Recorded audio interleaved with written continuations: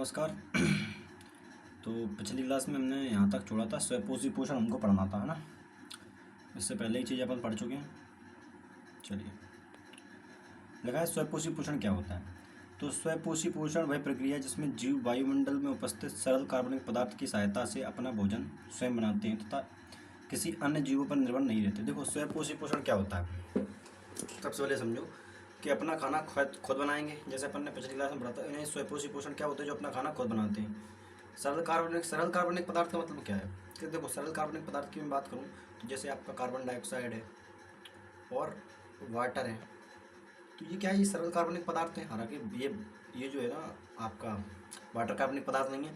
कार्बनिक पदार्थ उनको बोलते हैं जिसके अंदर कार्बन पाया जाता है, तो ये आपका कार्बनिक पदार्थ है। प्रोटीन आपका कार्बनिक पदार्थ है ना। तो ये सारे ऐसे सिंपल कंपोनेंट है ये सभी, है ना। तो इन सभी सिंपल कंपोनेंट से मिलाकर क्या करते हैं, ये अपना खाना बनाते हैं।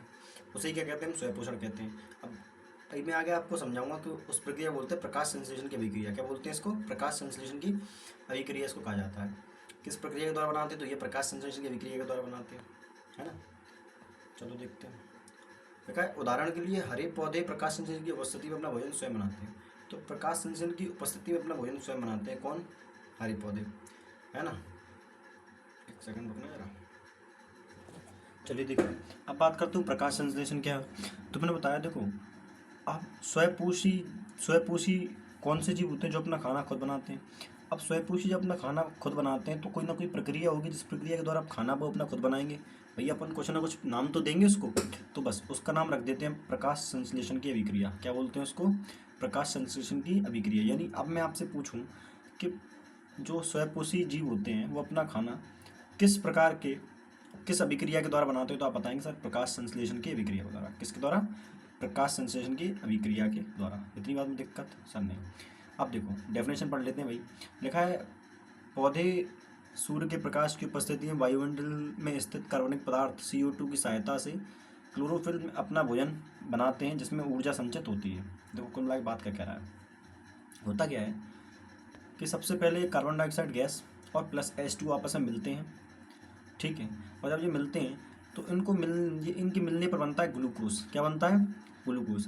लेकिन ऐसा नहीं है कि तुमने कार्बन डाइऑक्साइड उठाया और H2 मिला दिया तो प्रकाश संश्लेषण की अभिक्रिया हो गई और ग्लूकोज बन जाएगा। नहीं, उसके लिए कुछ कंडीशन होती है। जैसे सबसे पहले क्लोरोफिल उपस्थित होना चाहिए, यानी जिस पेड़ में आप प्रकाश संश्लेषण की अभिक्रिया कराना चाहते हैं उसके अंदर क्या होना चाहिए, आपका क्लोरोफिल उपस्थित होना चाहिए। और प्लस सूर्य की किरणें उसके ऊपर क्या होना चाहिए, उसके ऊपर पड़नी चाहिए। सूर्य की किरणें भी जो है उसके ऊपर पड़नी चाहिए, तभी क्या होगी, आपकी प्रकाश संश्लेषण की अभिक्रिया होगी। और जब ये अभिक्रिया होती है तो इस अभिक्रिया के होने के बाद क्या क्या बनता है भाई, तो सबसे पहले बनता है ग्लूकोज। क्या बनता है, ग्लूकोज। और इसी को यही क्या है, उसके लिए ऊर्जा काम करता है। यही क्या है, आपकी ऊर्जा है। लेकिन ग्लूकोज पेड़ों में जो स्टोर होता है वो स्टार्च के फॉर्म में होता है। किसके फॉर्म में होता है, स्टार्च के फॉर्म में। तो स्टार्च क्या है सर, ग्लूकोज का ये ग्रुप है। क्या है, सॉरी, कार्बोहाइड्रेट का ये ग्रुप है। ग्लूकोज भी कार्बोहाइड्रेट का। देखो कार्बोहाइड्रेट क्या है, एक कंपोनेंट है। अब उस कार्बोहाइड्रेट कई प्रकार के होते हैं, उसमें से एक प्रकार है आपका ग्लूकोज और दूसरा है स्टार्च। तो ग्लूकोज के फॉर्म बनाते हैं और स्टार्च के फॉर्म में क्या करते हैं, उसको स्टोर कर लेते हैं। और क्या बाई प्रोडक्ट क्या होता है, ऑक्सीजन होता है। अब देखो बाई प्रोडक्ट क्या होता है, बाई प्रोडक्ट का मतलब ये होता है जैसे ऐसे पदार्थ जो, देखो अभिक्रिया किसके लिए की गई थी, अभिक्रिया की गई थी ग्लूकोज यानी एनर्जी, खाना बनाने के लिए। लेकिन साथ में बन क्या गया, ऑक्सीजन। तो मतलब हमारा मेन मोटिव क्या था, ग्लूकोज को बनाना। लेकिन कार्बन ऑक्सीजन तो बेटा क्या है, बाई प्रोडक्ट है, जो ये तो अपने आप निकला अभिक्रिया के अनुसार, है ना। तो बस ऐसे पदार्थ जिनके लिए अभिक्रिया ना की गई हो, जो प्रकाश किसी भी अभिक्रिया के फलस्वरूप बन जाते हैं, है ना, जो एक्स्ट्रा कंपोनेंट कुल मिला के बात ये है, उन्हें हम बाई प्रोडक्ट बोलते हैं। समझ में आया कि नहीं आया। तो ऑक्सीजन गैस बनती है और यही ऑक्सीजन गैस हमारे लिए क्या होती है, बहुत ज़्यादा आवश्यक होती है। हमें जीने के लिए कौन सी गैस चाहिए, ऑक्सीजन गैस कहते हैं। इसीलिए तो बोलते हैं अपन कि पेड़ बहुत ज़्यादा लगाना चाहिए। अब भाई पेड़ लगाने से फ़ायदा क्या है, पेड़ लगाने से यही फ़ायदा है कि देखो जितनी ज़्यादा पेड़ होंगे उतनी ज़्यादा उसके अंदर प्रकाश संश्लेषण की अभिक्रिया होगी, और जितनी ज़्यादा प्रकाश संश्लेषण की अभिक्रिया होगी उसके अंदर से उतनी ज़्यादा क्या निकलेगी, ऑक्सीजन गैस निकलेगी। समझ में आ रहा है कि नहीं आ रहा। और यही ऑक्सीजन गैस हमारे लिए क्या आवश्यक है। और साथ में क्या बनता है, जल वाष्प। क्या बनते हैं, जल वाष्प, यानी पौधे जो वाटर होता है लिक्विड फॉर्म में आ जाता है। सॉरी लिक्विड फॉर्म कह रहा हूँ, गैसियस फॉर्म वाटर की जो होती है, ठीक है। अगला, प्रकाश संश्लेषण के लिए आवश्यक सामग्री। आप सुनो, आवश्यक सामग्री क्या होती है? इस अभिक्रिया के होने से पहले जो जो चीज़ें आपको चाहिए थी वो सारी ही चीज़ें क्या होती हैं? कच्ची सामग्री होती है। देखो, अभिक्रिया होने के बाद बना क्या क्या सर? ग्लूकोज अभिक्रिया होने के बाद बना oxygen, glucose sorry glucose oxygen अभिक्रिया होने के बाद बना ऑक्सीजन, अभिक्रिया होने के बाद बना जल वाष्प, ऑक्सीजन अभिक्रिया होने के बाद बना। लेकिन ये सारी चीज़ें जो इसमें ब्रैकेट में बंद कर रहा हूँ, ये आपको प्रकाश, ये अभिक्रिया होने से पहले चाहिए था। कार्बन डाइऑक्साइड, वाटर, क्लोरोफिल और सूर्य प्रकाश, बस यही क्या होता है? कच्ची सामग्री। यानी किसी अभिक्रिया से होने से पहले जो जिस चीज़ की आवश्यकता थी वही क्या होता है? क्या कर रहा हूँ मैं? उसे ही क्या बोलते हैं अपन? उसे ही बोलते हैं आपका कच्ची सामग्री।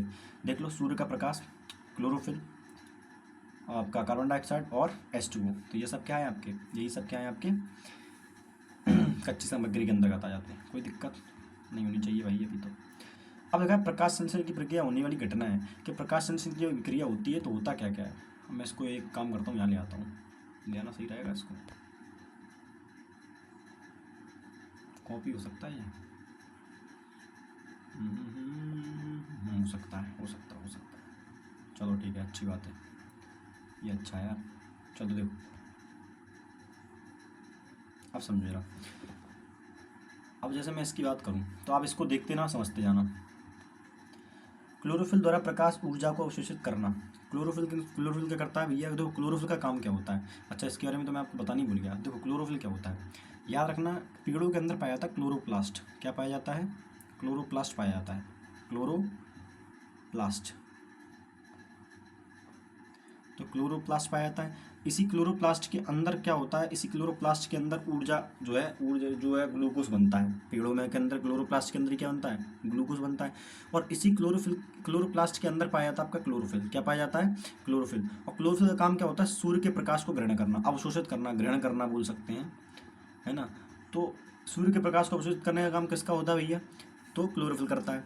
और पेड़ों का जो हरा रंग होता है, पेड़ों का जो हरा रंग होता है ना, वो भी किसकी वजह से होता है? तो वो भी सूर्य की वजह से होता है। सॉरी, किसकी वजह से होता है? सूर्य प्रकाश की वजह से। अरे क्या बोला, क्लोरोफिल की वजह से होता है। किसकी वजह से होता है? क्लोरोफिल की वजह से होता है। यानी सूर्य का जो, पेड़ों का जो हरा रंग होता है वो किस वजह से होता है भैया? तो पेड़ों का हरा रंग भी किसकी वजह से होता है? आपका क्लोरोफिल के कारण होता है। समझ में आ गया कि नहीं आ गया? पहली घटना समझ में आ गई। दूसरी घटना समझिए। दूसरी घटना, प्रकाशीय ऊर्जा को रासायनिक ऊर्जा में रूपांतरित करना। अब देखो, प्रकाश पड़ रहा था लेकिन हो क्या रहा है? देखो यहाँ पर रासायनिक ऊर्जा हो रही है कि नहीं हो रही है? ये रासायनिक ऊर्जा है, रासायनिक समी ऊर्जा है कि नहीं है? रासायनिक ऊर्जा में कन्वर्जन हो रहा है। ठीक है, दूसरी विक्रिया ये हो गई। तीसरा, जल के अणुओं का हाइड्रोजन तथा ऑक्सीजन में विघटित होना। अब जल यहाँ पर टूटता है। देखो, आप जानते हो जल दो चीज़ों से मिलकर बना है, एक तो हाइड्रोजन गैस और प्लस ऑक्सीजन से, है ना। तो जल किस में टूट जाता है? हाइड्रोजन में और ऑक्सीजन में टूटता है। तीसरी घटना हो गई। चौथी घटना होती है कार्बन डाइऑक्साइड का कार्बोहाइड्रेट में अपचयन होना। अब देखो, कार्बन डाइऑक्साइड किस में अपचयन हो जाता है इसका? कार्बोहाइड्रेट में। किस में अपचयन होता है? अपचयन का देखो, अब दो प्रकार की उपापचय की विक्रिया होती है, अगर आपने पढ़ा हो। उपापचय की विक्रिया दो प्रकार की होती है, एक तो अपचयन अभिक्रिया, एक उपचयन अभिक्रिया। अपचयन में क्या होता है कि एक बड़ा मॉलिक्यूल है, ये टूटेगा कितने छोटे छोटे मॉलिक्यूल्स में, ठीक है। और इसका ठीक रिवर्स होता है उपचयन अभिक्रिया, कि छोटे छोटे मॉलिक्यूल मिलकर क्या बनाएंगे? एक बड़ा मॉलिक्यूल बनाएंगे। समझ में आ रहा है कि नहीं आ रहा? ठीक है, इसी को बोलते हैं अपचयन। अब अपचयन हो रहा है तो मतलब ये क्या हो रहा है? कार्बन डाइऑक्साइड टूटता है और किस में कन्वर्ट होता है? ये ग्लूकोज में। किस में कन्वर्ट होता है? ग्लूकोज में। समझ में आ गई कि नहीं आ गई ये बात? सर क्लियर है, इतनी बात होगी।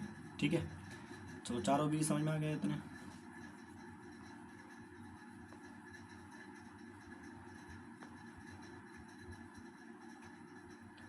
चलिए नेक्स्ट देखते हैं। अब पढ़ना है रंध के बारे में। तो देखो, रंध के बारे में अगली क्लास में पढ़ेंगे। तब तक के लिए धन्यवाद।